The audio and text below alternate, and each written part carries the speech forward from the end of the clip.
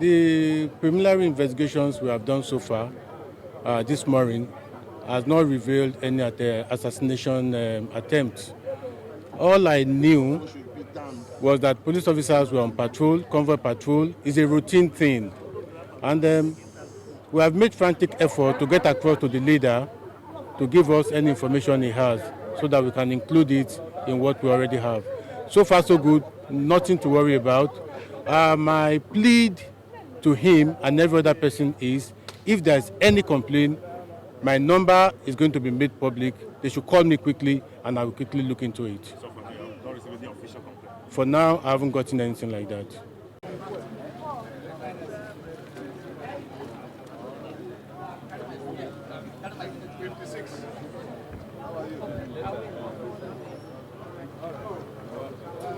Okay.